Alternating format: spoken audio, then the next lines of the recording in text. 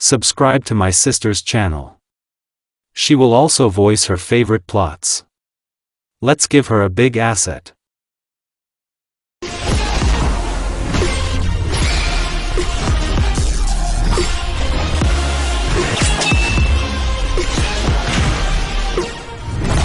Itachi is a shinobi. According to her occupation, she was ordered to kill, spy, and misinform. And Itachi is also a pacifist. At least, that was once a long time ago.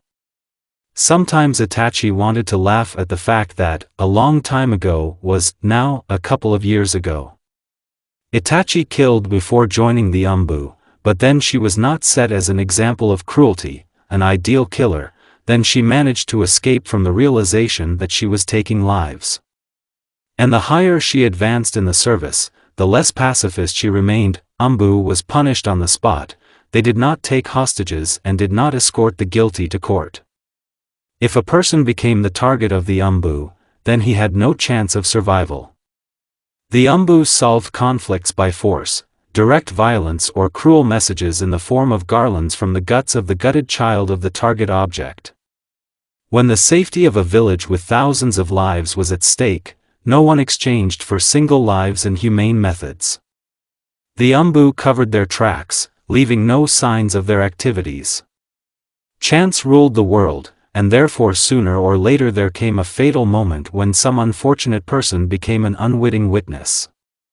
The employees of the special squad have always been sincerely sorry for these random people, as they called them among themselves, but pity was not listed in the reasons for violating the protocol. Itachi could tell any point of the protocol without hesitation, awakened in the middle of the night. And she strictly followed the instructions that disgusted her, because they were written with the blood of the dead and the suffering of the mutilated, and that's why, swallowing invisible tears, with a firm hand, she took the lives of random people, on whom she was catastrophically lucky. Every Umbu who has served for more than 3 years has faced this. It was inevitable, but Itachi had it from the first mission and has not stopped for 2 years. At the headquarters, this was called ruthless luck. If you went on a mission with an Uchiha, get ready to get dirty in the blood of a random person. She understood that unquestioning adherence to protocol was stupidity, and she realized when it was necessary to start being guided by her own logic and reason, and not by capital truths. It's just that such situations have not happened to her yet. Meanwhile, the glory of the unshakable killer entwined her, penetrating under her skin and becoming her new appearance in the eyes of others. At times Itachi felt sorry for herself. Painfully wrapping her arms around her knees and clinging to her shoulders, she tiredly told Shursui how she sometimes had nightmares about the random people eliminated by her group with their last moments. She couldn't remember everyone. It won't take long to go crazy. She only remembered the exact number of all those killed by her without dividing into innocent and guilty. By her age of 13, this number had exceeded 200. Not every retired shinobi could name such a figure. If he spoke honestly. It seemed wild to Itachi to be proud of the number of people killed, and yet it was extremely common. When asked how much, she just shrugged her shoulders, pretending that she had lost count for a long time. For this, some considered her arrogant, but in reality she was just ashamed of the rapidly and inexorably growing number. On the way from the headquarters, Itachi picked up stray cats and dogs and dragged them to the shelter at the opposite end of the village, which is why she made a huge detour and returned home at night. She, without hesitation, handed polished coins to orphans, knowing the statistics of those killed and maimed in the war and on the night of the Kubi attack. She seemed to attract trouble, like Yukai, whose name she bore, all the time bumping into street squabbles and raging drunks. And peacefully, in the best pacifist traditions, she broke up these squabbles, and calmed down drunks. Yes, Itachi had the power of words, but her job was to kill silently, and, probably, she was the culprit of the friendship of her younger brother and the persecuted demon. It was Itachi who led Sasuke, beaming with joy, to the academy in his first days of training and pushed him towards the sad boy on the swing, to whom adults forbade their children to approach. Her soft pacifist heart painfully skipped a beat at the lonely sight of an undeservedly hated child by everyone. Itachi was promoted to squad captain. Fugaku did not hide his approval, because a coup was maturing, and Itachi was the link connecting the clan and the village. Her promotion was in the Uchiha's hands. Colleagues happily patted her on the shoulder, because she, a petite little girl, outwardly not even a girl yet, won the respect of seasoned comrades with composure and the ability to be merciless. And the authorities dryly praised, because a coup was maturing, and Itachi was the link connecting the village and the clan. The promotion was given to her with certain specific goals. And only Shursui looked at her with sympathy and embraced her in a brotherly way, because he knew that in essence she was just a teenager who sincerely dreamed of the real world. Itachi didn't know, but Naruto always remembered that it was she who gave him the first smile and the strongest friendship. Over time, it became impossible to see a pacifist in Itachi. Even she herself forgot who she was by nature. Only Shursui occasionally reminded her of this, rather condemning her for the changes. But sometimes the shock of golden hair of her younger brother's best friend, always looming at their house, made her remember that somewhere under her hard ribs a soft pacifist heart was beating. Habit is a fragment of individuality. Habits make a person unique, different from others. As a rule, Itachi was an exception. She was all made up of habits, but she was completely impersonal. She always aspired to be a strong shinobi. In early childhood, she wanted to show her father that he should not regret that his firstborn was a girl. After that, she sought to realize her own dream of a world without wars, a world without shinobi. Now she was almost 14, and she understood the naivety and utopianness of this dream. She did not give up on it, but she absolutely lost faith in its embodiment. Having been in the center of political squabbles and barely emerged from this quagmire, she no longer believed that people could overcome the paradox of being a shinobi, the paradox of the eternal war for peace. She still aspired to be a strong shinobi, but she didn't understand why at all. Probably, everyone just expected this from her. Sometimes it seemed to Itachi that in her quest she had buried her human essence. She rarely felt it herself, but it was often pointed out to her by others. Almost always she looked inanimate, mechanized, insensitive, more a weapon than a person. She didn't pull her hair, didn't chew her lips, didn't touch her fingers, didn't pull her clothes. She never showed any excitement at all, because if you let the enemy know that you are not sure or excited, you will sign a death sentence for yourself. Itachi literally learned not to worry. She always breathed soundlessly, her chest did not move, the wings of her nose did not flinch, her eyelashes did not flutter. When she slept, stretched out exactly like a taut string, she looked sickeningly much like a corpse. A careless sharp breath is the enemy's knowledge of your location. Itachi was able to breathe without inhaling or exhaling. At times, it seemed that she absorbed oxygen with her skin. She was always tense, in her sleep, while eating, reading, filling out a report, in the shower, during a routine conversation. Her muscles were in eternal tone, because the enemy chose the most unfortunate moment to attack. Relaxation was fraught with death.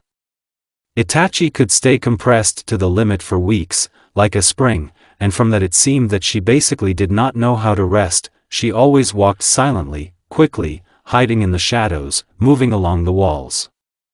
Leave a trace, make an extra sound, disturb an even beam of light, you will find yourself in the center of the enemy's attention. A rare person saw how Itachi walked. It seemed to everyone that she always initially stood in the right place at the right time, and suspected her of using shunshin, which she did not use outside of missions and training. Her voice had no volume of its own. She always spoke exactly so that those to whom she was addressing could hear her, but others could not. Give an order too quietly, and subordinates will not orient themselves in time. The mission is failed. Give an order too loudly, and the enemy will hear the tactics of your actions. The mission is failed. It seemed like something out of the ordinary to make Itachi lose her temper. No one remembered her screaming or whispering under her breath with displeasure. Many thought that she didn't talk at all if it wasn't about missions. In general, she did not make unnecessary movements, she blinked extremely rarely, almost did not use facial expressions and gestures, her lips almost did not move even during conversations, and, apparently, she did not need to scratch either. Sometimes you had to sit in ambush for days, maintaining absolute immobility, because any movement led to the inevitable disclosure. Itachi learned to ignore the pain in her swollen limbs, and after that she stopped feeling it at all. Itachi was the personification of professional deformation, something that every first employee of the Umbu faced. Habits so necessary for survival on missions, on which they spent about 70% of their time, gradually turned into unconscious, strengthened at the level of reflexes, but even in the Umbu environment, Itachi's deformation went beyond the general series. She got a job in the Secret Service when she wasn't even 11 yet.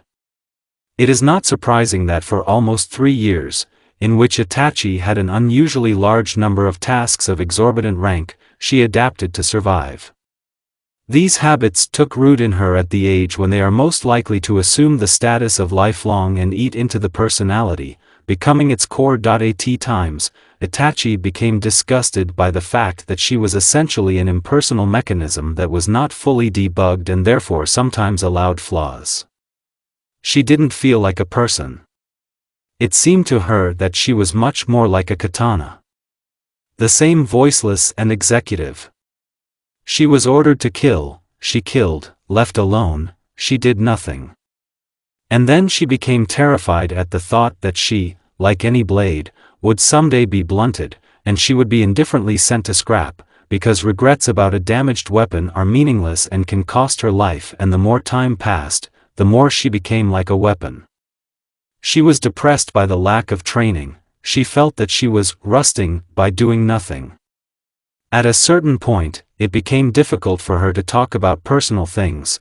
Katana can't have personal worries.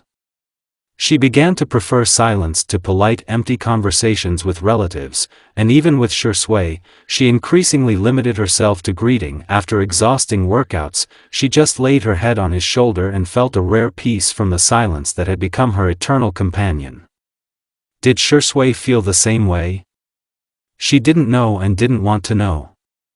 Itachi allowed herself to be an ordinary egoist at these moments, to breathe unevenly and tiredly after exertion, to close her eyes from the light of the setting sun and wrinkle her nose from the pungent smells of sweat, blood and burnt grass, to lick dry lips and noisily swallow viscous saliva, to be human. But there was another person who made Itachi remember, she is not a weapon. Her younger brother's best friend with some kind of ecstasy provoked her to show what was characteristic of everyone. Forced her to roll her eyes and shake her head with his bad antics. He made me grimace at the smells of some nasty stuff that he was trying hard to create with Sasuke for a couple, and Itachi knew for sure that it was Naruto's idea. He often irritably dropped the pepper shaker next to her, posing as a real idiot, but trying to make her sneeze and exhale sharply. And in the rare moments when they were alone in the house, Naruto did literally everything to make her lose her temper, but invariably failed. At least that's what he thought, but Itachi really felt annoyed. Sometimes it seemed to Itachi that Naruto saw this as his personal entertainment, to pull out signs of humanity from her steel shell.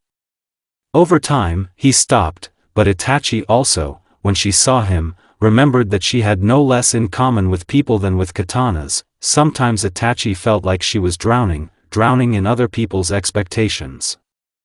She was not allowed to make mistakes, although she herself coped with it perfectly, being a perfectionist to the core. In the eyes of others, she was infallible, a priori coping with the tasks set better than could have been expected. At times, she felt a painful realization that she had driven herself into this trap. As a child, she always did more than what was required of her.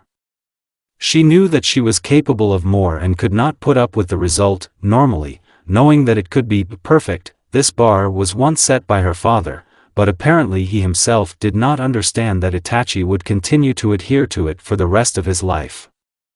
Once she tried to prove to him that he had a reason to be proud of her. Now she didn't know to whom and what she was proving. Everyone just expected the notorious perfect from her, and she consistently gave it out, continuing to raise her bar higher and higher. She was afraid of the day when she would reach her limit, because she saw it looming on the horizon, inexorably approaching. Itachi didn't know what she would do when the illusion of perfection fell off her. Not to live up to expectations is her childhood fear, which has grown like poison ivy in her mind by the age of 15, forcing her to improve herself to the limit of her abilities day after day, just to drive away the moment when she realizes that she can't do better. Itachi looked at her younger brother and was glad that he was not in danger of such a race. She looked at his best friend and felt a pang of envy. She didn't see his limit. There were no boundaries for him. He had an almost limitless potential for self-improvement, which he godlessly squandered on creating obscene techniques. After particularly difficult missions, Itachi was given 5 days off instead of the standard 3, and this depressed her terribly. She could not spend these days training at the Umbu training grounds, which she would have done with pleasure, because she had to spend them on the territory of the clan, maintaining a plausible illusion of a worthy Heim. She was never told about it. No one pointed it out to her with the expectation that Itachi always knew a priori how to do it right. And that was the right thing to do. Therefore, she conducted training at the clan training ground, where she could not turn around with the scope of her techniques. Sasuke invariably followed her, and his best friend had been clinging to him for a couple of years. Itachi reverently loved her younger brother and regretted that he did not see it. They moved away at the time when the Uchiha were plotting a coup, and they did not get closer again. For Sasuke, she has always been an idol, the person he looked up to, the perfect perfection he aspired to, and from that, the presence of his best friend, for whom idols, except for the fourth, did not exist, was felt more contrastingly. Yes, Naruto saw Itachi's imperfection. When for the first time, while Sasuke was not seen, after training, he slipped her a bento collected by her mother, she was wary. When he, smiling broadly, dropped the phrase that she was absent-minded, since she forgot to take food with her, she felt fear squeeze her throat. Itachi was scared of what someone saw. She made mistakes. The forgotten bento is a mere trifle, but it was this trifle that showed that Itachi is ordinary, sometimes inattentive, sometimes absent-minded. From that day on, Naruto pointed out to her her flaws more and more often. He brought sometimes forgotten dinners for her, so that she would not slip into the kitchen unnoticed later, trying to hide her inattention. He pointed to her cheek, saying that there was a stain from toothpaste on it, so that she would not convulsively remember later whether her colleagues had seen her face without a mask. He slipped bandages when she was hiding injuries, because the marks about treatment in the hospital card are physical evidence of her mistakes. And silently helped to collect the dropped stacks of documents so that no one would know that Itachi also sometimes drops and stumbles. And it seemed to her that she herself was getting worse and worse. The fear that others would notice it was growing in her with a violent color. Why are you so afraid of making mistakes? Naruto was looking at her inquisitively, and she didn't know what to answer. You know, ordinary people are more interesting than ideal ones. Next to the perfect ones, you always feel like a jerk. He smiled, handed Itachi a neatly folded report, and from that day did not remind her of her ordinariness, because she stopped giving a reason. People thought Itachi Uchiha was an ideal, and she did everything in her power to maintain this myth. Only she and her younger brother's best friend knew that this was not the case, and were silent about it by unspoken agreement. Probably, only Naruto believed that an ordinary person could be better than an ideal one, so Itachi continued to be afraid of making mistakes. Itachi was a heroine. Monuments were erected to her from clouds on quicksand, praising her dedication to the cause, the clan, the village.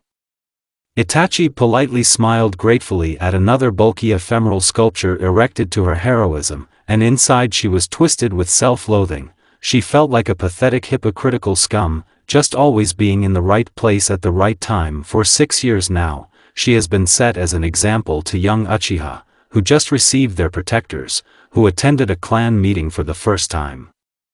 Itachi is the first and still the last Uchiha in the ranks of the Umbu. No one mentioned that both the clan and the village benefited from her presence in the ranks of the special unit. Her entry into the Umbu was a compromise that delayed the coup, which seemed inevitable at that time. Itachi did not flatter herself with illusions, realizing why she would remain the first and only Uchiha close to the Hokage. Only geniuses, in whose eyes she was made an example to follow. This knowledge was not necessary at all. For 5 years now, she has been set as an example to the recruits of the Umbu. She is the youngest member of the special squad in the history of Konoha, the youngest Umbu captain in the history of Kakurazato, the youngest shinobi, one of the 10 strongest people in the village. Itachi is the most on all fronts, and everyone wanted to spit why it happened and how it happened. They just need a person, when compared with whom recruits will always be mixed with mud. Yes, the Umbu training is really cruel, not only from a physical, but also from a psychological point of view. Psychological sissies were not held in high esteem here. Umbu had to see something 3 or 4 times a month, after which ordinary people got a card in a psychiatric ward and were treated there for 3 or 4 years, or even all their lives. For the past 4 times, she has received personal thanks from the head at annual meetings dedicated to celebrating distinguished clansmen. Itachi probably would have laughed at the fact that Fugaku thanked her for saving the clan once a year at an official event, as a head, subordinate, but never at home, in the family circle, as a father, daughter. Yes, she would have laughed if the suppression of emotions was not one of her ineradicable habits. When she said this to Shursui, he looked at her very strangely. Itachi didn't ask what that look meant, and she knew that he thought she would rather cry. But Itachi knew for sure, she would have laughed. For the past 4 times she has received gratitude from the daimyo for services to the motherland and patriotism at the pretentious picture annual reception. She was literally exalted for having prevented both a coup d'état and the elimination of Uchiha, thereby saving the country from catastrophic weakening by putting her life on the line. Itachi nodded politely, smiled pasteboard, and with thin, scarred fingers accepted a thank you letter and an envelope with an impressive bonus, after which she hid her hands in the heavy sleeves of a ceremonial kimono and tactfully refused the obsessively offered alcohol. The clan thought she was a true patriot, because she was spying on the village and was a key figure in the planned coup. The village thought she was a true patriot, because she accepted the task of destroying the clan. And what about Itachi? And Itachi was indifferent to both the clan and the village. Clearing the sullied name of Uchiha, she only embodied a personal vendetta, but diplomatically and hypocritically did not voice the true motives even of Shursui, who played an important role in everything that happened. She was just lucky to get to the trespasser of the village before the rest of the Umbu. She was just lucky enough, without the slightest effort, to arouse in him a sense of trust based on a mutual goal. Her luck finally smiled, giving her the opportunity to protect what she holds dear. Itachi saw a chance to save her younger brother from losing his family, her best friend from death, her father and mother from death under the stigma of traitors. She thought about the honor of Uchiha and Konoha's safety last of all, when 13-year-old Itachi got into a fight with Uchiha, who a week earlier had imperceptibly overcome all the security levels of the strongest hidden village, and 8 years before that had subdued the strongest Biju. She committed impulsive stupidity. She was reminded of this by 2 unsightly scars, on her chest and back. Tobi almost killed her the same way he once killed her teammate, Tenma. Looking at the uneven scars, she sometimes again felt like someone else's hand tearing her body. But, apparently, on that day, the stars converged in the sky for her, because Kakashi-senpai's team was returning from a mission exactly through the training ground where the epical battle for Itachi took place. Miraculously, before losing consciousness, she tore out the enemy's eye, which is why he could not hide. Itachi came to her senses only 3 weeks later, already recognized as the heroine of the clan and the unspoken heroine of the village. By that time, Uchiha Obito had already taken responsibility for Kubi's attack on Konoha, which removed all suspicion from Uchiha, but the next day his corpse was found in the cell. Attempts to find the killer instantly came to a dead end, but Itachi didn't care, because she now knew for sure that she wouldn't have to deprive Sasuke of her family, sure sway of her life, and capture her father and mother as traitors on the pages of history. Now it was necessary to restore the village's trust in Uchiha and Uchiha to the village. Itachi knew that it would take a long time, and understood that she would be a link again. She didn't feel like a heroine because she was credited with something she didn't do. She took risks and fought not for the clan or the village, but for her loved ones, but she would never tell anyone about it. However, her younger brother's best friend habitually said everything for her after seeing what she had so carefully hidden. And this is funny, Naruto said thoughtfully, and Itachi turned around and raised an eyebrow, as if asking what was the matter. It was one of the rare moments when she used facial expressions. Naruto froze with a funny surprised expression on his face, and Itachi turned back to the report. "They told us about you at the academy today," he began talking again. "They said you were the pride of the village. A true patriot. How brightly the will of fire burns in you," she heard. He was grinning. "But that's not what heroes are fighting for, is it? Heroes fight for loved ones. I bet you're protecting Konoha, more because Sasuke lives in it than because it's Konoha." Itachi froze in amazement, not bringing her hand with the brush to the leaf, and Naruto nonchalantly whistling took his cup of tea and went to Sasuke's room. Itachi often felt insignificant when she was proudly called a hero, because everyone put into this word what she was not. But sometimes, very rarely, when her younger brother's best friend called her a hero, she really felt like one, because he was talking about who Itachi was. Itachi was not sent for surveillance or espionage. She was simply given the role of executioner and invariably handed folders marked "Eliminate." Sometimes Itachi regretted it. Elimination missions rarely lasted more than a week, surveillance missions rarely lasted less than a month. She didn't like being in Konoha. It was something of a habit left with her from the days when the clan was preparing for a coup, because of which she was under constant pressure both at home and at headquarters. Itachi took on missions for the 6th year with a frightening probability of death and coped brilliantly with them. And at the headquarters there were jokes that the restless instinct of self-preservation of the Uchiha inhabits the recruits, and therefore they are always so timid and timid. She was considered the epitome of fearlessness, but in fact, Itachi was just a coward running away on difficult missions from her fears. She had been spending all family holidays at the service for 6 years according to supposedly random coincidences of the schedule. At first, no one paid attention. Who does not happen to? Now everyone pretended not to pay attention. What did it matter to them? And Itachi didn't want to tell anyone, not even Shursui, although he knew everything perfectly well. Itachi was afraid to spend time with her family, choking with guilt for a betrayal they would never know about. She was really ready to kill them. Itachi has not attended clan receptions with the excuse, on a mission, for 6 years. The elite of the village and the clan members no longer remembered what Uchiha looked like. And Itachi was just afraid that at one of these apotheoses of arrogance, she would find a groom, which would put an end to her Umbu career. It is much more difficult to find a couple for a girl of indeterminate appearance, always staggering on suicide missions, than for an exemplary Haim with a pretty face and elegant manners. Itachi knew that very soon she was expected to marry for the benefit of the clan with some distinguished Uchiha to strengthen the genome, perhaps also with all the fibers of the soul of this unwilling. She was just doing everything in her power to delay the moment that was supposed to break her life.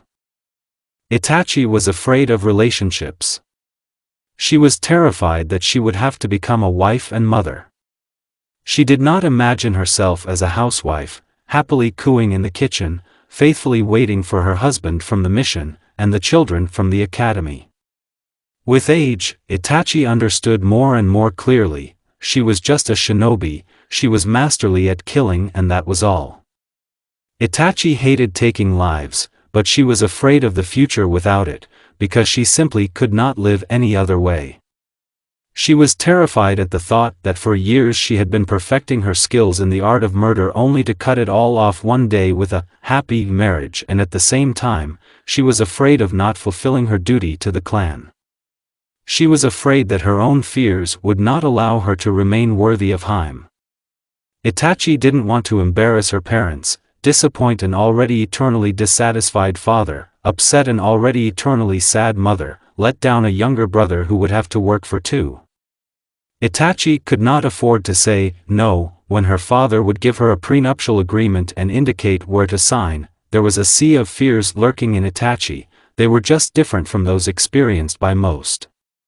She was absolutely not afraid to be left alone with a criminal of the highest rank or to swallow another experimental drug Orochimaru, designed to reduce sensitivity to poisons, but quite capable of killing. Indeed, she had practically no instinct for self-preservation. She cowardly saw death as a way out of the trap in which she had been trapped since birth, and therefore death was almost the only thing she was not afraid of. Her 18th birthday, like the previous 7, she was going to spend on a mission, despite the fact that her father made it clear that she should attend the reception in her own honor. But for 5 days in isolated caves, Itachi almost for the first time in her life lost the sense of the passage of time. Without access to light and wind, she lost her bearings, for which she was forced to pay cruelly. She habitually automatically entered the house, seeing nothing, and silently moved towards her room, but stopped when she felt a lot of eyes fixed on her. The entire elite of Konoha and the selected Uchiha beheld not the venerable Haim on her 18th birthday, but the captain of the Umbu, who returned from a weekday mission of mass cleansing. The persistent smell of rotting flesh, ingrained in her skin for 5 days spent among smoldering corpses, hit her nose sharply, causing nausea. And enemy blood, abundantly dried mixed with her own, pockmarked ugly maroon spots covered her petite figure. Itachi slowly turned around to the shocked guests, squeezed out a perfect polite smile, bowed low respectfully, wished a pleasant evening in an even voice and proudly marched to her room, then shamefully escaped through the window and woke up on one of the distant clan polygons, convulsively gasping for air. Itachi has just thrown off the plausible illusion of a worthy Haim, bringing to life one of her many fears, and it was not surprising that she came to the very training ground where she always trained with Shursui and sometimes with her younger brother and his best friend who was walking to him with a trailer. And yet, she was genuinely surprised that Naruto was training at that training ground that day. He, who saw Itachi for the first time, scared and lost, bloodied and hunted, froze in amazement, and then silently grabbed her hand and led her. That day she was at his house for the first time, in a small uncomfortable apartment, from which there was a desperate sense of loneliness. Itachi saw that he had hundreds of questions on his mind that he never asked. He, carefree, eternally cheerful, unaware of the word impossible, brewed a sickly sweet tea that Itachi loved, handed her a mug and began to tell. Naruto, who seemed to be the standard of blind courage, told her about his fears. He spoke easily and simply about what he had never told anyone. And with incredible difficulty she squeezed out only a lonely, "Why?" "We are all just people," he smiled good-naturedly and shrugged his shoulders. "Why do you think that you should not be afraid? Aren't you human?" Itachi never gave him an answer, she just accepted that she was forbidden to be afraid, because she is an ideal, a hero, a genius. She did not live up to the expectations placed on her, because neither in the clan nor outside of it does anyone need a bride, in which there are much more murderers than women. Her father looked at her with silent condemnation, realizing that instead of a strong fighter in the role of Haim, he got an impersonal killer. Itachi couldn't afford to make a mistake somewhere else. This was supposed to be her first and last failure. Her life was more and more subordinated to the eternal avoidance of fears. But sometimes, listening to Sasuke's stories about the selfless idiocy of his best friend, Itachi recalled, "It's okay to be afraid, because even the desperately brave Naruto was afraid, and a lot." Itachi did not hesitate to define her gender identity as XX. Her primary and secondary sexual characteristics corresponded to female individuals. But in reality, Itachi didn't feel like a woman, or a girl, or even a girl. She didn't feel like a boy either. In military camps, where it was not possible to divide tents, baths, and bunks into women's and men's, a common expression was born: shinobi is a creature without gender and age. Itachi felt exactly like this creature. She did not receive compliments from men because her social circle was limited to Shursui and colleagues. For Shursui, she was a younger brother, no matter how stupid it might sound. He always took care of her, but she did not cause typical sisterly problems, her thirst for training more like a brother than a fragile sister. To her colleagues, she was a man at all. A female shinobi is a kunoichi. Itachi is just a shinobi, without the weak prefix woman, and therefore was a man in the eyes of colleagues. With her, they absolutely calmly made obscene jokes, which they kept to themselves in the presence of girls from the analytical and tactical departments. In front of her, they stripped naked and dived, snorting like ninkins, into the icy river after an exhausting mission, and even sometimes were genuinely surprised when she refused to join, and when they understood the reason, they only laughed without any awkwardness. They often changed clothes together anyway in some cramped room, pushing and touching everything they could. You can. Yes, Itachi was a man for them, because a woman alone is not capable of filling up a particularly dangerous nuke. The manicure will be damaged. And Itachi not only felled, but also effortlessly brought to the place of the general collection of carcasses 3 times heavier than her, and yet, at scheduled checkups every 4 months, she stood in a separate queue from male colleagues leading to the gynecologist's office. They checked whether there were complications due to the long-term blocking of menstruation, and reminded that the absence of problems was facilitated by the lack of sexual activity.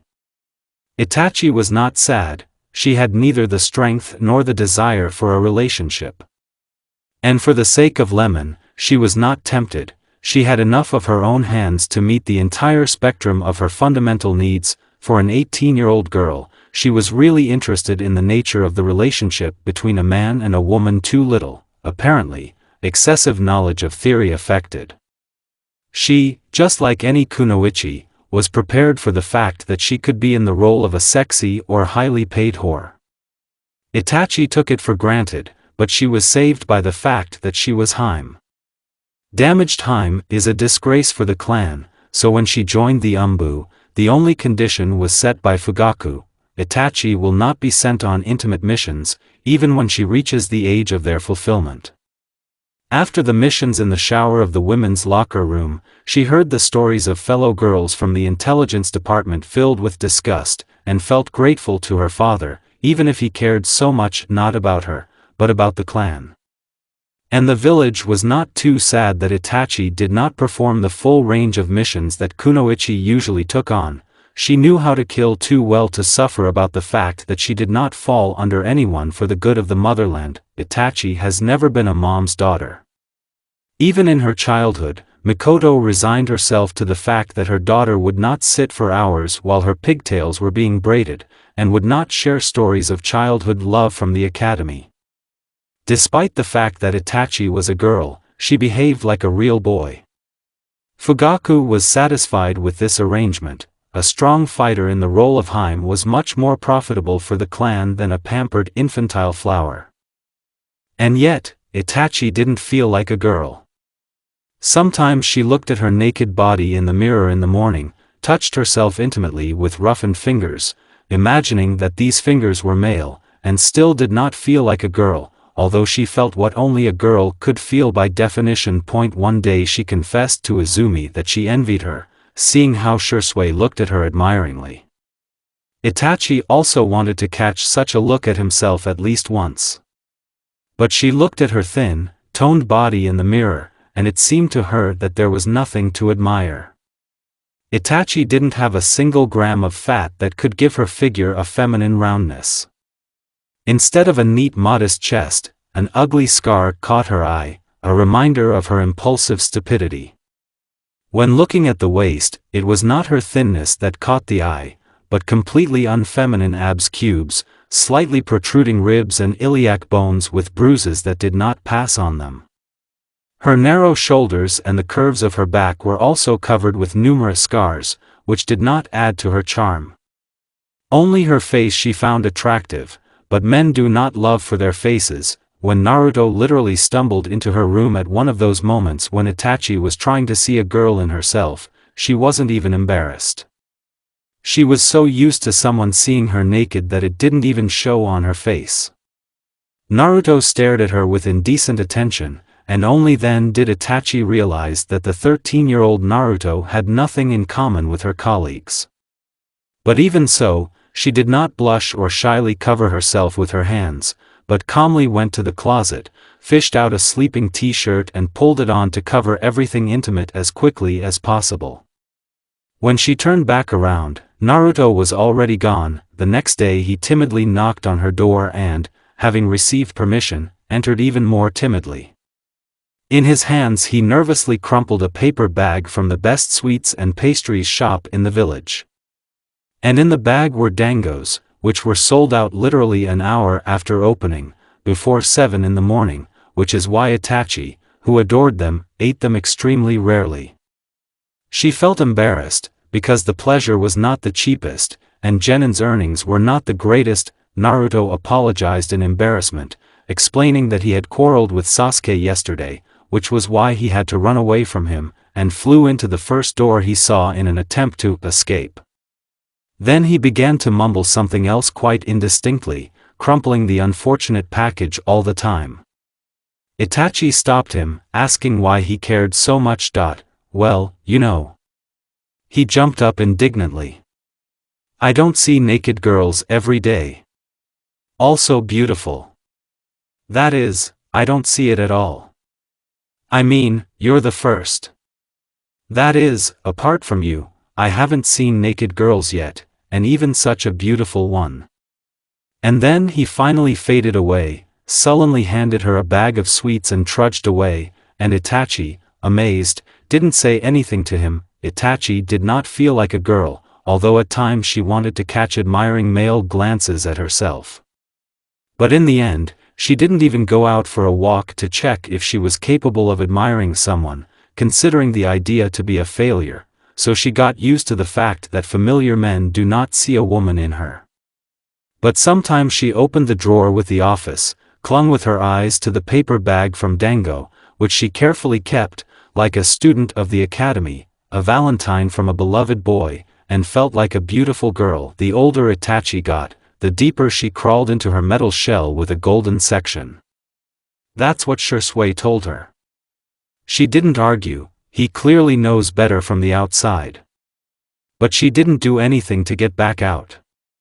And Shisui, at her age of 16, simply despaired of bringing to light a pacifist girl dreaming of peace named Itachi. She was buried under hundreds of cast iron labels soldered to her with steel chains. Her dream of peace dissipated in a sense of hopelessness of its realization.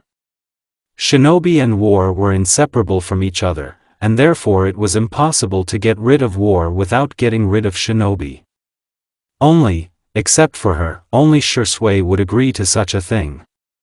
She wished with all her heart that Sasuke would never see the war, because Itachi remembered too vividly how despair overwhelmed her at the sight of a field strewn with countless corpses. On that day, hope died in Itachi. From that day on, she knew that goals in the shinobi world are achieved only with blood. Her desire to grow above herself led her into a blind trap. Itachi had lost what she wanted to be better for, but it was no longer possible for her to stop running up non-stop. It seemed to her impossibly stupid to pursue aimless power. What will she direct it to? Who will it help? Gradually, all aspirations died in Itachi. At some point, she realized that her existence did not make sense. She couldn't even be honest with Shursui, because her honest thoughts would destroy what their friendship was built on. So it seemed to her, and she was not going to check it in practice. Itachi found it hard next to distant loved ones who did not understand her, before whom she felt guilty, because of which she took on more and more responsibility. Itachi was lonely next to colleagues who did not see her as a person, just a standard created by the words of her superiors. Once again lying in something ordinary, because it's easier and better, Itachi realized that sincerity had died in her. At 18, she realized that behind the global lie, everything real in her was missing. Her belief that she was fighting for some higher purpose was slowly and painfully dying, desperately resisting reality. Itachi often said that she defends the honor of the clan in the eyes of the leaders of the village and the country as its best representative. She was praised for defending Konoha's honor on the international stage as one of the most intimidating shinobi in the world. She was fed flattering speeches that her power serves the highest purpose of maintaining world order, forcing her to swallow this hypocritical muck without wincing. But Itachi's faith in all these inspiring statements, despite all the efforts of her numerous superiors, was slowly but surely fading. So, hiding in the shadow of the ceiling, at the qualifying stage of Chunin Shuriken, she must have heard Kage's speech about the true reasons for the exam for the 100th time in her life, saw the sincere bewilderment on the faces of Sasuke, Naruto, and their fighting friend, and realized that she no longer believes in something better and higher.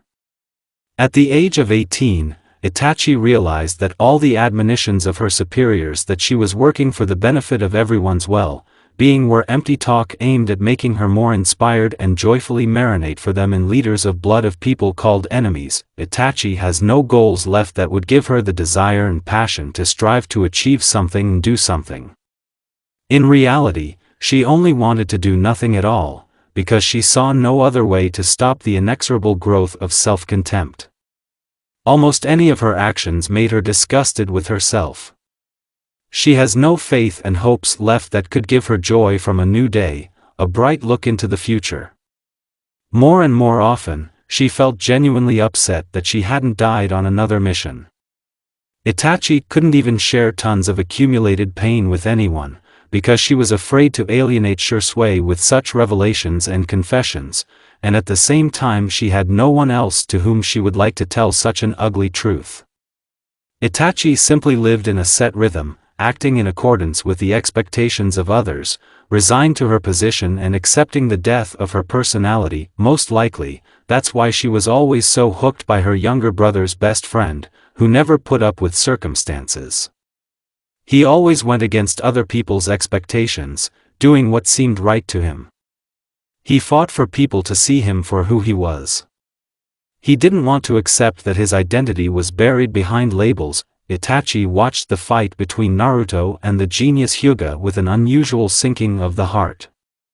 She was much more concerned about this battle than Sasuke's previous battle with the puppet master. Sasuke didn't have to prove anything to anyone. All his life he fought only to admit himself, not noticing that others perfectly saw both his efforts and their results. Society saw Sasuke as Sasuke, only he himself struggled with the personal label of the younger brother of the legendary Uchiha Itachi. But in Naruto, almost no one saw Naruto, perceiving him as a monster and a demon. And Itachi barely imperceptibly swallowed a desperately bitter lump in her throat when Naruto, who had amazed everyone with the previous victory, and Sasuke, who was delighted with the expected victory, came together in battle with Jinchuriki Suna. She sat in the usual tension, ready to break into battle at any moment, because she had the order to protect and a surprisingly strong desire to fight, because it was a fight of people dear to her heart. When Naruto and Sasuke won an enchanting victory in a battle that promised to go down in history on its own scale, Itachi felt something she hadn't felt for a long time. The warm joy for the younger brother and his best friend and the prickling excitement of the unknown spread pleasantly through the body, because the fight was not over yet. But Naruto, the same Naruto who always sought to prove that he was stronger and better, who called Sasuke his rival and did not miss the opportunity to fight with him, raised his hands in a gesture of obedience. Someday I will become a Hokage, and the Hokage must protect his village and its inhabitants. How can people believe me if I fight to the death with my best friend in front of them for the sake of winning the exam? He was smiling and did not regret his decision. Naruto lived his dream and believed in it. He always hoped for the best and remained honest with himself and others. And he would never follow the lead of others if he thought his decision was right. I also give up, unexpectedly for everyone, and Sasuke raised his hands in a gesture of obedience. I want to become a worthy shinobi of my village. If the exam is a mini-war, then Konoha won it. Naruto and I are the last. How can a worthy shinobi fight to the death with a friend for the sake of winning the exam? Sasuke smiled and did not regret his decision. He had always sought to surpass Itachi, but now he gave up, despite the fact that he had just buried the opportunity to receive the title of Invincible, which she wore. Sasuke followed his ideals, not those for which he would be exalted by society. Sometimes Itachi curled up in a painful ball on the futon, grieving for her deceased personality. She looked at her brother and his best friend, who were full of life and full of goals, and felt pathetic.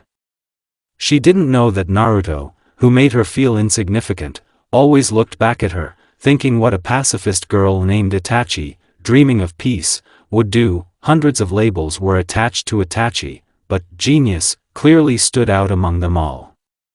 It seemed that there was no aspect of shinobi art that she could not master and hone to perfection. No one thought about the fact that she had been studying before chakra exhaustion since she was 4 years old. She always squeezed herself to the last drop, never stopped until she collapsed from impotence. And then she would get up through the pain and go home, hiding her breath and shaking hands from her father with incredible efforts. She knew that it was impossible, and still the next day she went to the training ground and again brought herself to the usual semi-conscious state. Now she understood that it was a real roulette with a minimal chance of winning. The fact that she did not give her soul to the Shinigami or did not become a cripple was nothing short of a miracle. But even realizing this, she continued to make the most of herself. Day after day. Year after year. No one paid attention to the whitish scars that dotted her skin, because the skin itself was very light. If Itachi didn't know about them, maybe she wouldn't have noticed. The only really noticeable ones were the scars on the chest and back, which were always hidden by clothes. Probably that's why many people sincerely believed that, while training, she would never be crippled. Sometimes someone would tell her about it with envy, but Itachi just silently swallowed her bewilderment. She saw no point in proving that her blood was also scarlet. Her analytical abilities were admired. She made optimal decisions in the shortest possible time. Itachi found these admirers strange, because she simply followed the algorithms that were taught to all the Umbu. Her merit was only that she is an Uchiha, and therefore her memory is an order of magnitude better than most. Almost photographic memory is just her clan feature, which she skillfully used. Sometimes it seemed to Itachi that everyone around her believed that everything rained down from heaven, as from a cornucopia. The title of genius, which clung to her back in the days of the academy, literally nullified any of her efforts. Everything is given to geniuses without difficulty. It's not Itachi who has been taking medications for the restoration of chakra canals for several years, which otherwise literally began to crack from excessive loads. It wasn't Itachi who was the library visitor, because of whom the lights were always on at night in the windows of the farthest dusty departments. It wasn't Itachi who had impenetrable rough calluses on his hands from constant practice in throwing and regularly honestly performed Kato with a katana. It wasn't Itachi who always came an hour before the briefing and worked out strategies on her own maps. No, it wasn't Itachi, because she's a genius. And geniuses have chakra channels that easily carry any load. Geniuses just know everything about everything from the moment of their conception. Geniuses masterfully master all kinds of jutsu without any practice. Geniuses on the knee create complex strategies in a split second. Itachi wore the title of genius forcibly attached to her, mercilessly destroying all her works in the eyes of society. Day after day. Year after year, when Itachi, exhausted after training, once again struggled with the obsessive desire to just take a food pill that would only aggravate her persistent gastritis, there was a knock on her door. She looked at Shoji warily, not wanting to go to her. Her room was visited only by Naruto, who completely ignored the concept of personal space, but Naruto never knocked, indifferent to the existence of the concept of tact. But when she opened the shoji almost a minute later, Itachi found only a hastily assembled tray of food, for which she did not want to go. On her face, through the usual cold indifference, surprised embarrassment broke through, expressed in a slight smile and widened eyes, and now she had been finding a carefully assembled dinner under the shoji sash for 3 months. Itachi knew that her mother did it, there was no one else. Even in her childhood, her father was stingy with care, and Sasuke simply would not have thought that a brilliant sister needs to eat from time to time, like an ordinary person. Itachi was absolutely sure that her mother did it, and it's hard to describe what her surprise was when, returning from the shower, she saw her younger brother's best friend leaving a tray near her room, quietly knocking on the frame and quickly retreating to Sasuke's room. And it's hard to describe how ashamed she was that she, a recognized genius, never guessed herself who had been taking care of her all this time. She felt really stupid. Her mother would never break sticks for her, this is not approved by etiquette. She wouldn't put 3 extra spoonfuls of sugar in her tea for anything, it's unhealthy. She would never carelessly throw a couple of napkins on the corner of the tray. Neat serving is a tradition in their house. Itachi literally cringed with shame, continuing to find a carefully assembled dinner, but could not bring herself to thank the one who continued to take care of her. Itachi felt that she was drowning in her own stupidity, ashamed to say a simple word, thank you, just because she didn't say it in time. And month after month, she continued to remain silent, afraid to see in Naruto's eyes the condemnation of spontaneous, seemingly gratuitous thanks. For a whole year, Itachi has not found a dinner gathered for her under the doors of shoji. And for a whole year she preferred a food pill to normal food, which made her gastritis worse and worse. Sometimes Itachi still went down to the kitchen after her family left and, looking at the just-washed plates and half-empty pots, swallowed resentment from the fact that they never saw in her a person whose blood is also scarlet, and did not understand that she also has from time to time sometimes it is necessary. But after that, she brewed herself a sickly sweet harmful tea, which she loved very much, and remembered how for 2 whole years she found exactly the same one under the shoji sash. Maybe Itachi was a genius, but even she did stupid things. She felt this more vividly than ever when her younger brother's best friend left for training with Jiraiya without hearing the well-deserved thanks. During her not-so-long life, Itachi met thousands of people. At the same time, she had only a few really dear people, her parents, whose company, nevertheless, became unbearable for her with age. Shursui is the only and, in her opinion, her last friend, a stupid younger brother, whom, despite all his protests, she will take care of to the last, because sincerely loves, and Naruto with all-seeing sparkling eyes and an all-understanding radiant smile, unceremoniously burst into her life, awakened warm feelings in her and left, as if Itachi did not need him. Shursui often, gently but persistently, recommended Itachi to make friends. She was not annoyed by these conversations that took place almost according to the schedule. She did not give any reaction at all, which, in turn, irritated Shursui, whose hands were trite. He sincerely wanted to help her, but she refused to accept his help. It wasn't pride or prejudice, but the fact that she didn't even give herself a chance. Itachi nurtured an absolute conviction in herself that she was an extremely uninteresting person with whom no one would want to get close, and therefore clung even more tightly to Shisui, who, as it seemed to her, simply tolerated her for unknown reasons. Deeply mired in her fears, broken hopes and the complexes generated by them, she did not see the obvious. He loved her as his own, albeit a wayward, sister, and that's why he really valued her company. Itachi had a noble background. She was the Haim of one of the oldest and strongest clans. Uchiha was a member of the high society of the village. Only now she avoided communicating with those with whom this origin allowed her to communicate. Itachi forgot about these relatively elite people and her origin at the age of 11, when she saw a loophole in the Umbu's service and skillfully used it. Apparently, Kami laughed at her, giving her the status of a princess in the consciousness of an ordinary soldier. Itachi held a high position in society. She often had direct contact with the leaders of hidden villages and countries. They knew her by sight. Just one day, thanks to a combination of circumstances and a cute face, the role of an elite messenger was suddenly added to her duties as a perfect killer. The feudal lords paid fabulous sums to Konoha for Itachi to represent them in front of colleagues, and the leadership happily placed Uchiha at the disposal of various daimyo and lords for such a generous fee.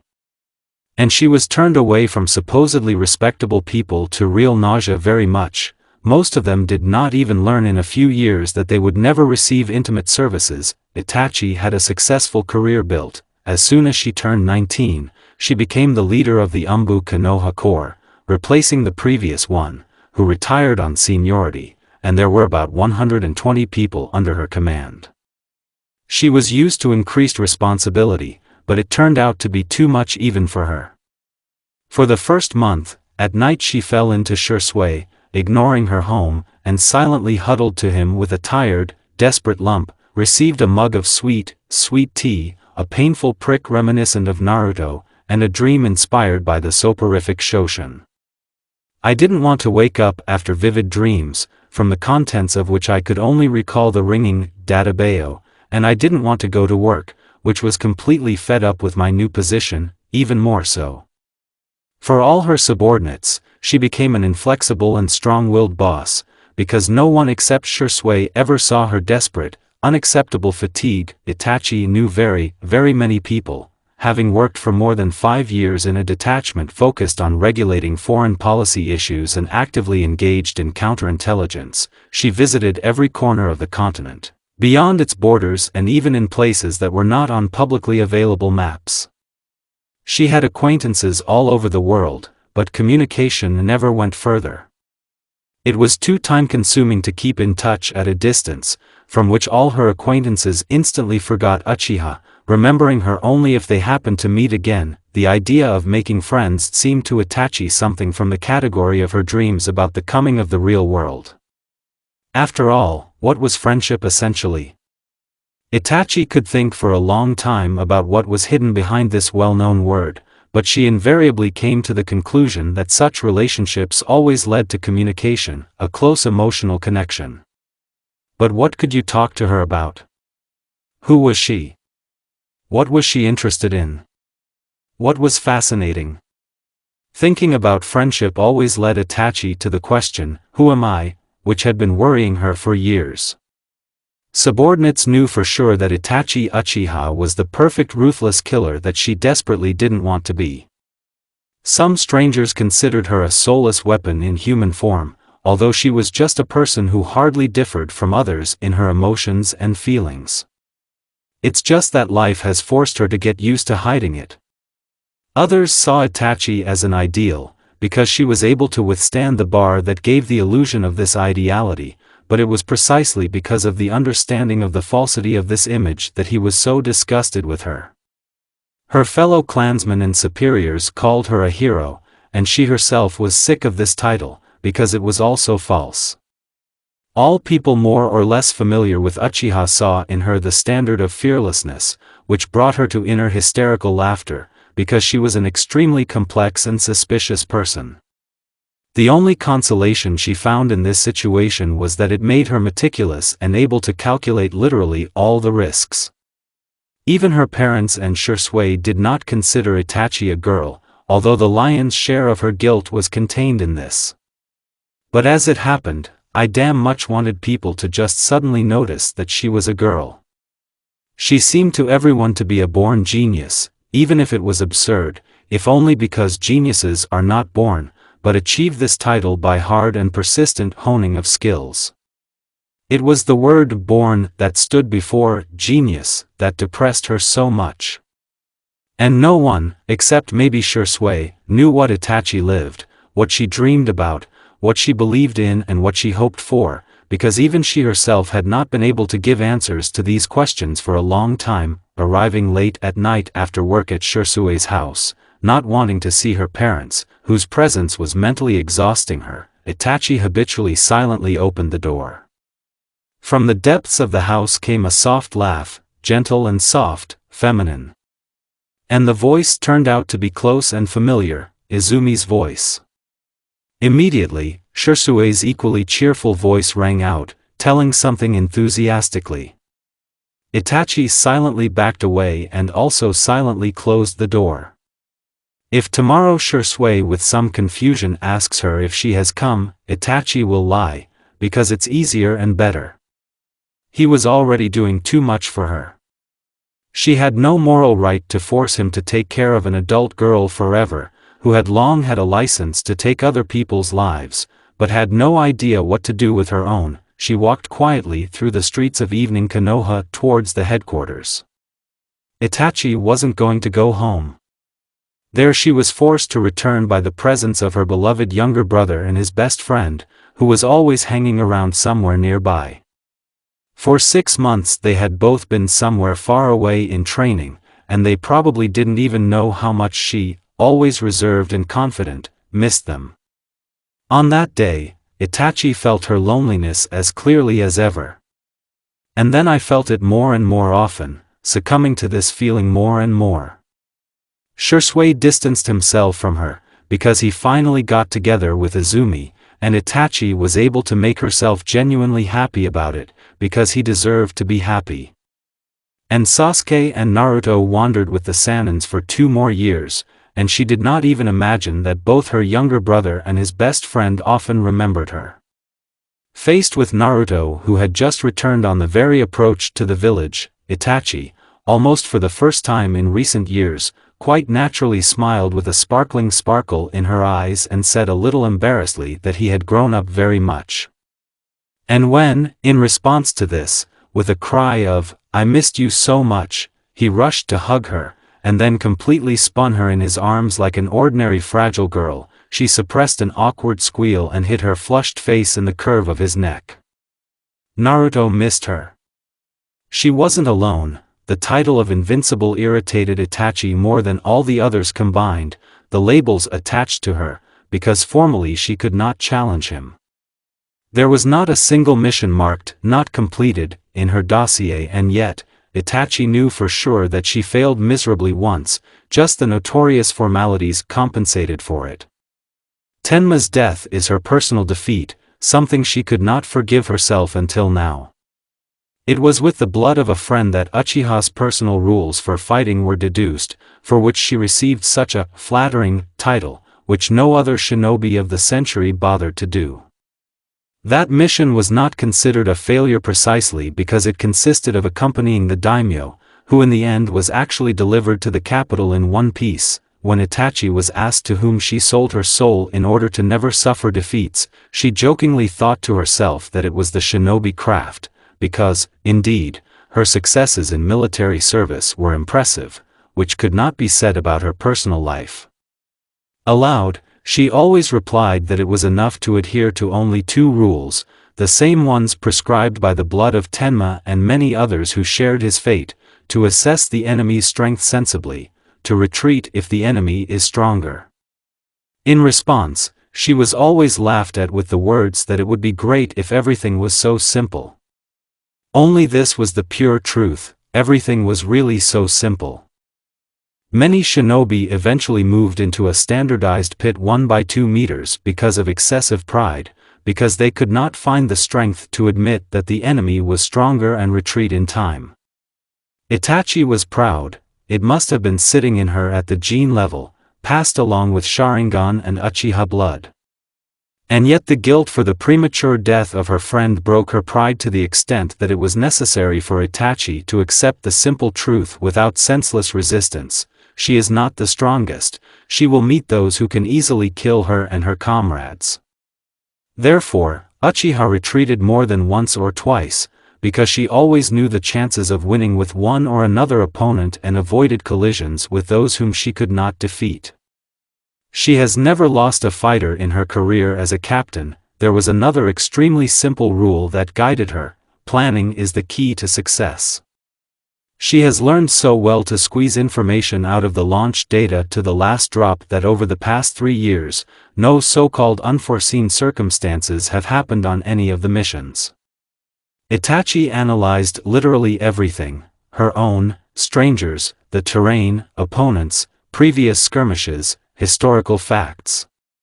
Her office was so littered with, at first glance, useless papers that former colleagues jokingly among themselves and sometimes called Uchiha a hamster in front of her, but never in public, because that they knew firsthand how many lives she actually saved with her excessive hoarding. Not so long ago, Itachi suddenly realized that she regularly, as if this was the norm, compared herself with her younger brother's best friend.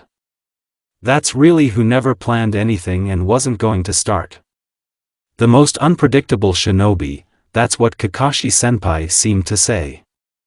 Naruto always acted according to the situation under the motto, "I will orient myself along the way," and always rushed into the very inferno, literally into the arms of opponents who at times surpassed him in strength. And, most importantly, he always, absolutely always, got away with it. Yes, Sasuke often complained to Itachi that their team failed another mission because of the idiot Uzumaki, but for some reason these failures always ended in situations in which everyone is alive, healthy and safe. At some point, the redundancy of thoughts about a person, personal conversations with whom she could count on the fingers of one hand, forced Itachi to share these thoughts with Shursui. She understood that there was something wrong in this, and therefore she ended her nervous, unusually verbose speech with the phrase, "Shouldn't it be like this?"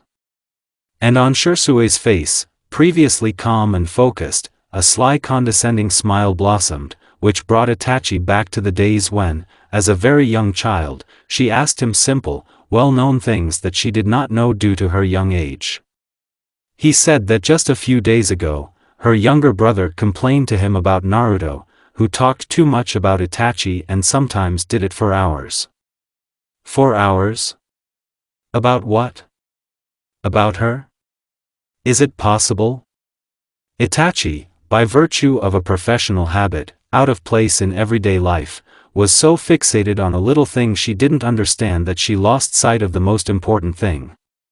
And Shursui did not explain, even after seeing her confusion. He evaded all questions and, embracing her in a brotherly way, said that she would understand everything later. Time passed, but the cherished then did not come. She had already habitually caught herself thinking about Naruto too often, but she did not find a moment when she would have both the time and the strength to think about why these thoughts were teeming in her head. The problems came up one after another, like jonins rushing on long-term missions, before the start of a planned medical examination. Akatsuki, Kazekage abduction, Sanbai attack in the buffer zone, another conflict with Kyumo. She was sewn up, actually worked in mobilization mode. But when I wanted to give up everything and go back to the rank and file, my thoughts returned to Naruto, whose protection was one of the priorities. And this kept Uchiha, forced her to work with new strength, strain every cell of her, conditionally brilliant, convolutions, so that her younger brother's best friend would remain safe. And so Itachi stood on the edge of the incredible size of the funnel, looking at the seemingly limitless empty space, where a few hours ago the strongest of the hidden villages was located, the protection of which was entrusted to her. What happened is her fault. Sasuke was standing next to him, barely alive, and Shisui was sitting in apathy, because Izumi's lifeless body was lying at his feet. It's her fault. And there, in the center of the funnel, Naruto was pinned to the ground with pins, and the leader of the Akatsuki bent over him in the intention to finally break him physically and break him mentally. And it's all her fault, too. In her eyes, the Mangekyo pattern blossomed like a bloody bud, because Itachi could put up with anything, but not with the fact that she was once again unable to protect the people dear to her.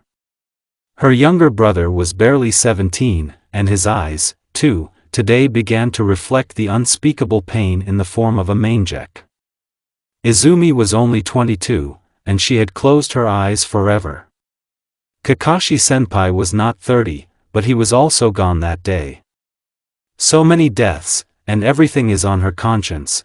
Any combat ready shinobi now had to go to the defense of Naruto, their main weapon, no matter how disgusting it may sound, so the protocol ordered.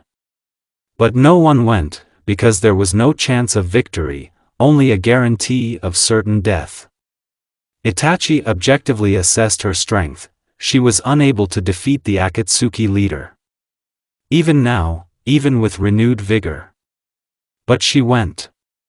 She went not because it was necessary, but because for the first time in a long time she really wanted to fight to the last drop of blood. When Itachi landed literally a meter away from the bloody, almost defeated Naruto, he began to scream.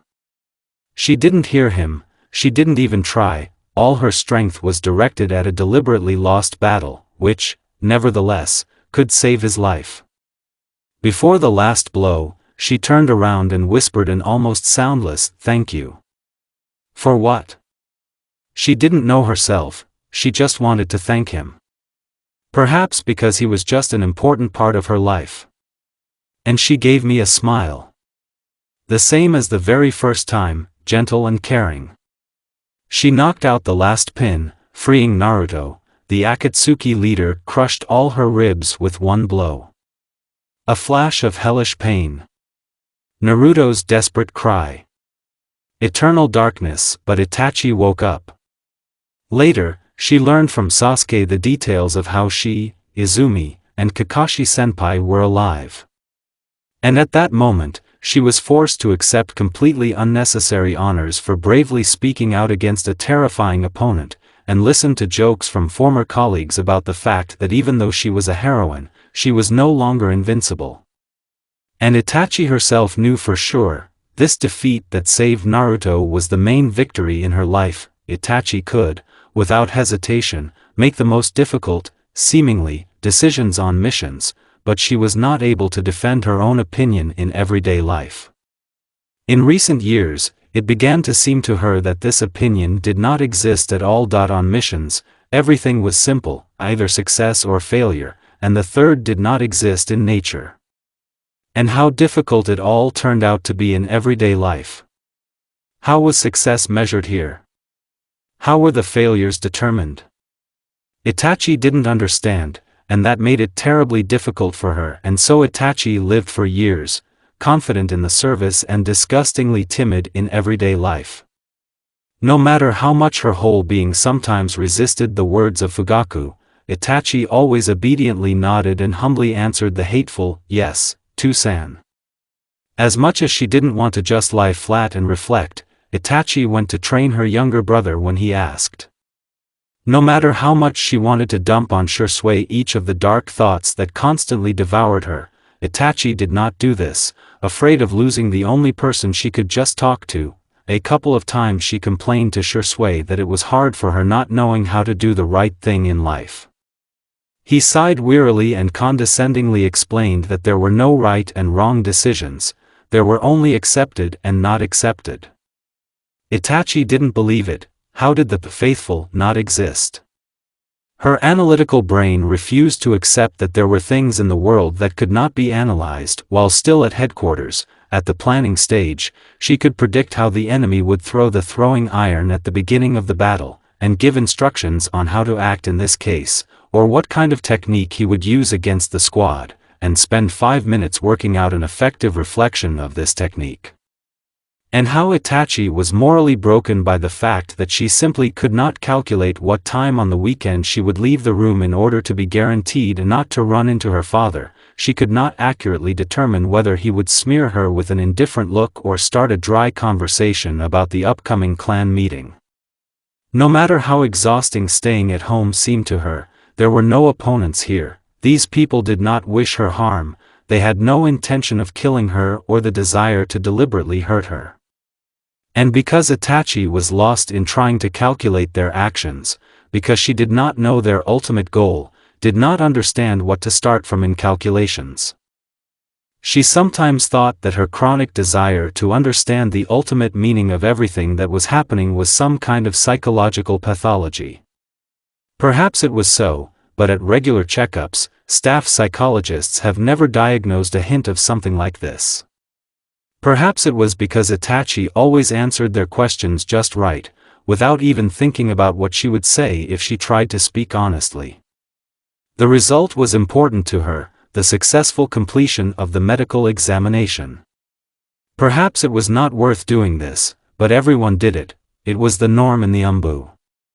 While the fighter is adequate enough to answer the correct phrase he learned, he was suitable for service, but only physical health was really checked. Perhaps it was not surprising that she began to feel a deep sympathy for the person with whom she felt completely free to communicate. Itachi wasn't an expert in interpersonal relationships, but that didn't make her a fool. She spent just one evening carefully analyzing her own thoughts. Itachi accepted the realization of the cause of these thoughts as submissively as everything else that oppressed her, but she could not change. She fell in love with her younger brother's best friend. Of course, she tried to get to the bottom of how it happened. And everything turned out to be ridiculously prosaic. Naruto understood her, knew about her what she stubbornly hid from everyone, accepted her imperfection and ordinariness. She was only comfortable with him, and it was useless to deny that now grown up, gained in height, with his eternal damn charming smile on his face, he was attractive. I fell in love like a little girl. Like those who ran after their younger brother at the academy, Itachi diagnosed. Only she didn't run. She didn't change anything at all. When interacting with Naruto, she always felt relaxed. The hand, as if of its own volition, gave him a preventive slap on the back of the head when he was young and told Sasuke some vulgarities. The body pushed him out of the room by itself with all its limbs, into which even now, so many years later, he could stumble headlong without any explanation and start silently looking at Uchiha, waiting for her to break. And after training, the head without any awareness was placed on his shoulder, just like on Shirsue's shoulder, because it was also calm with Naruto. Itachi was even horrified by how much she allowed herself to be around him when she realized this. However, it was too late to back down. Besides, did it make sense? She could start running away from him and blushing from the intersection of views, like those same lovesick fools, among whom she still ranked herself. Or she could just put him in front of the fact that she sees in him a man with whom she would like to have a romantic relationship. Of course, she would have formulated it in some other way if she had decided to confess. But Itachi wasn't going to. Not now, because the war was waiting for them. Not later, because in the post-war time there will be no time for romance. Not even later, although she has not yet come up with an excuse for this period. It was enough for her that Naruto was a part of her life, and the possibility that a revelation from her side would scare him off. Itachi entered into apathy. Life is not a mission. It was impossible to calculate all the risks here, and Itachi did not know how to risk blindly, not knowing the chances of success. But looking at the broken Naruto, smeared in the blood of a dead friend, she realized what is still called a justified risk. The war was in full swing, tens of thousands of people were killed, tens of thousands more were maimed and wounded, and behind stood the remaining tens of thousands who entrusted their lives to Naruto, who were ready to sacrifice themselves for him. And the enemy, seeing that the unshakable, at first glance, Uzumaki is the core of the entire alliance, decided to break him at all costs. And almost succeeded.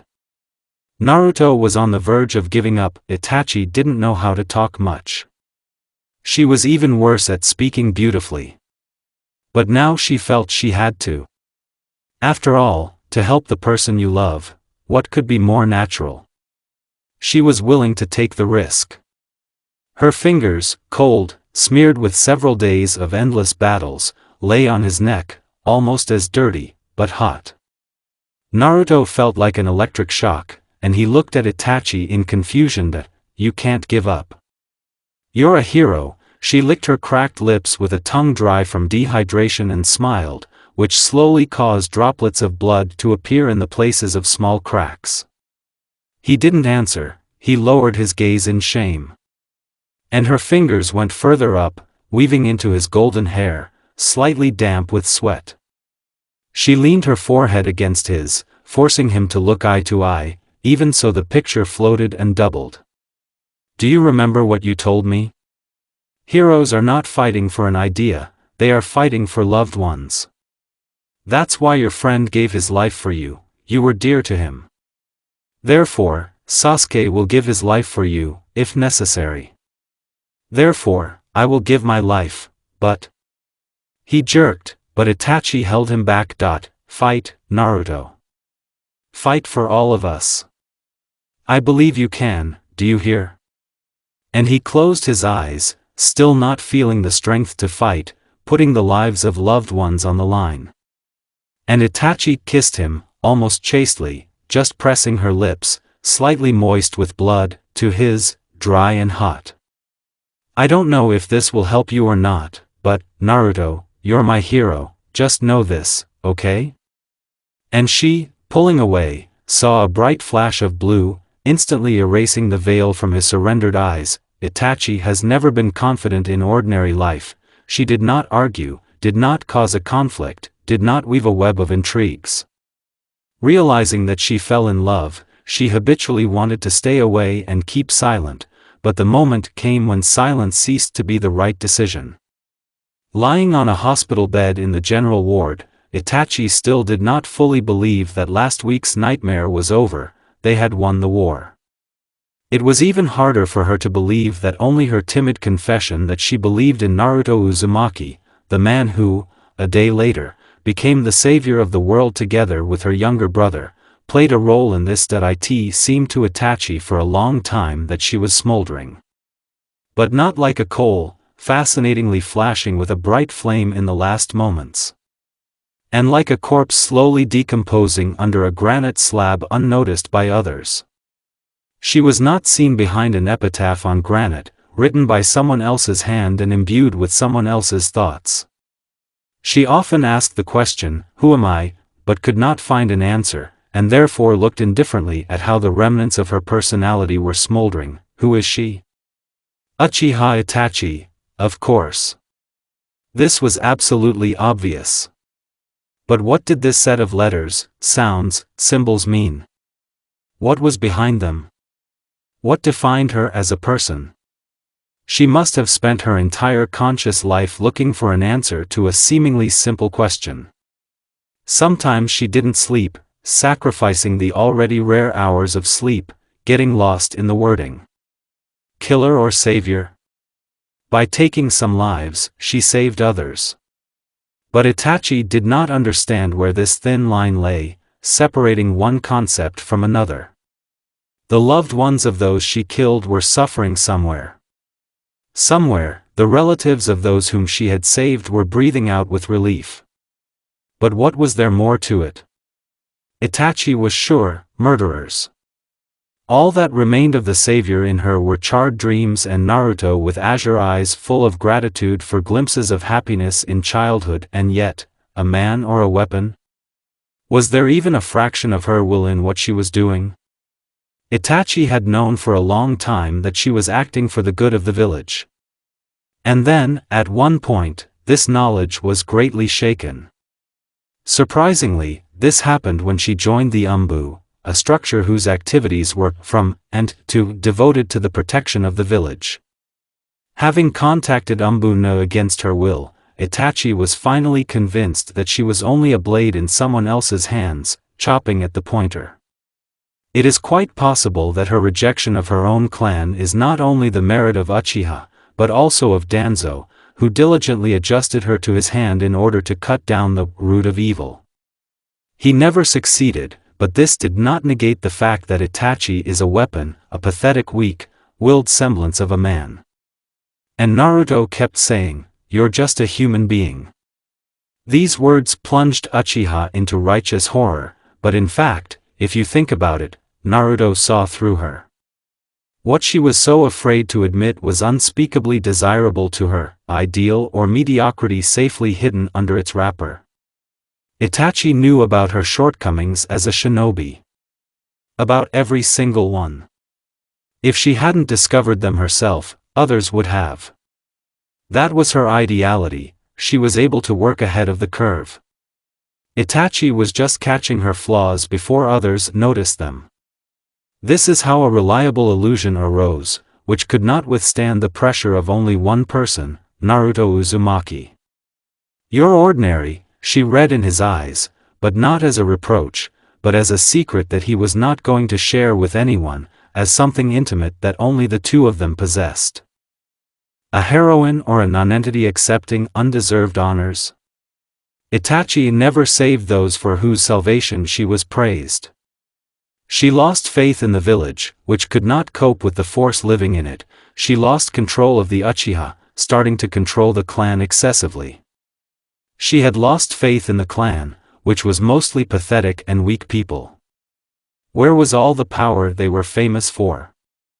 In her? In Shisui? Was that really all? She did not want the death of children, the elderly, who had nothing to do with shinobi women.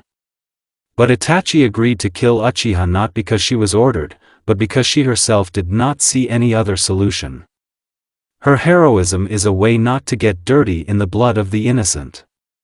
If she had her way, she would have rid the clan of those pathetic people who, even years later, could not come to terms with the fact that the idea of a coup was finally rejected. And yet, a nobody who has decided that he has the right to decide, who lives, who does not. And only Naruto, calling her a heroine, did it in such a way that Itachi felt like a real hero, even if she was not a pathetic coward or a fearless warrior. Definitely a coward. Just for the lack of fear of death, she skillfully hid the fear of life. She did not reserve the right to be afraid, but it was Naruto who gave it to her again. He also gave her the peremptory right to be called a beautiful girl. It was he who saved her from loneliness when longing began to burn out the remnants of Itachi herself. It was because of him that the invincible Uchiha suffered an official defeat for the first time, but finally felt strong, able to truly protect, and not just kill under the banner of protection. It was his actions that became direct evidence that Itachi's glorified genius lives side by side with ordinary human traits, like irrationality and illogicality. It was Naruto who pulled out the timid essence of Itachi, who was always hiding behind excuses and did not contact anyone except Shisui. It was in Naruto that Uchiha, who became a legend during her lifetime, fell in love. Lying on a bed in the hospital, Itachi drilled the ceiling with a blind look. She was not discharged, although she was relatively healthy. And they were unlikely to be discharged soon. Somewhere on the same floor there were other heroes of the just-past war. Itachi was expecting an eye transplant, because after a week of heavy fighting, she ruined her eyesight. With Shisui, they should have become even closer now. Although it seemed, much more. It turned out, there was a place. In the near future, she was going to start seeing the world through his eyes, and he was going to start seeing it through hers. Itachi couldn't sleep, and she tossed and turned, trying to find an answer to her eternal question. If earlier she always took some kind of her own line and rushed between the two extremes, then after the war everything changed radically. Any thought, any reasoning, any assumption, it all came down to Naruto. It seemed to her that she was no longer Itachi Uchiha, she was Naruto Uzumaki. It was as if she had dissolved into him, become a part of him. Or did he become a part of it? One thing she understood for sure, this new set of letters, sounds, symbols described her incomparably better than the previous one. It was more accurate, brighter, truer, fuller. How did Itachi Uchiha manage to become Naruto Uzumaki? On an unknown day after the war, Itachi could not stand it. She stood up resolutely, which looked ridiculous with her half-blind state, and went to Naruto. She didn't know where he was, if they were still in the hospital or if he had already been discharged. It seemed that her desire to find out the answer, which suddenly turned out to be so close, but still slipped through her fingers, to the question that had worried her for so many years, bordered on some kind of despair. Itachi knew, either today, now, in a conversation with Naruto, she would finally find this answer, or there would be nothing left of her, and she would rot completely. She stopped at the door, unable to go any further. It was easy to decide to go looking for Naruto no one knows where, no one knows how, but not when he was also standing on the other side of the door. How long ago? Why hadn't she felt it before? Itachi could not answer, because she had never allowed such misfires before. And Naruto couldn't help but feel that she was approaching the door. It was difficult to come up with a more ridiculous situation. She kept her hand on the handle and did not feel the strength to go further. And if she doesn't find the answer? For the first time she was afraid of the end. Psychological death seemed many times more terrible in comparison with physical. And the door suddenly, incomprehensibly for Itachi, turned out to be open. She stared with wide-open eyes at the muddy spot that she saw instead of the person who occupied the key place in her thoughts. Hi, Naruto said quietly. Hello, she echoed him, too. Itachi. He breathed out uncertainly. I want. I came to. The savior of the world was desperately shy in front of her, being unable to squeeze out even a few coherent words. Wait, she put her fingertips to his lips, reinforcing her call for silence. Such an intimate gesture in fact was given to her quite easily. And the shocked Uzumaki did not dare to argue. Itachi wanted to check. What she felt was impossible to put into words. She came even closer to him, pressing close, and grabbed the red collar of his shirt. Naruto, not fully aware of what was happening, picked up Itachi, who was balancing on her toes, by the waist so that she would not fall. And she kissed him. It wasn't like the war. Not timidly, cautiously and reassuringly. On the contrary, confidently, with pressure and excitingly.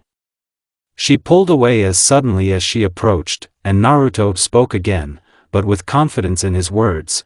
Itachi, I love you. Wait, and again the tips of her fingers were on his lips. He obediently fell silent. Naruto, tell me, who am I, who are you? Blinking absently, he repeated, still touching her fingers with his lips. He hadn't expected such a question. And Itachi felt how everything inside her shrank from fear and tension. Don't tell me I'm Uchiha Itachi. Not a genius, not a heroine. Please, Naruto, you always know what to say. You are very absent-minded, he began uncertainly, remembering the brightest moments associated with Itachi. That's why I really want to take care of you. And also insecure, although you know more and better than many. But you don't like to climb across, and others use it. That's why I want to protect you. And you're also very kind, but still lonely. And that's why I want to be there so that you're not alone and to feel this kindness on yourself. And you're beautiful, that's why I want to look at you, all the time. He was already talking quickly, without thinking, as if that was how he often described her to himself in his thoughts. And also, wait, and again it happened again, and again there was a kiss. Itachi didn't have to hear, I love you, because those words didn't even come close to Naruto's feelings for her. And her feelings for him could not be exposed in these simple words, because there was too little space in them, not capacious enough, not bright enough, completely incomplete, Naruto Uzumaki became Itachi's Uchiha. Uchiha Itachi became Naruto Uzumaki. It was just like that and nothing else. Only such a combination. Only these sets of letters, sounds, symbols. Only in this order. That's what defined them both as individuals. On the ashes of the decayed soul of a girl lost in life, a trembling fire broke out, and a passionate fire, and a soft flame. And all this was ignited by the sun named Naruto Uzumaki, which became its core. That's the end of it.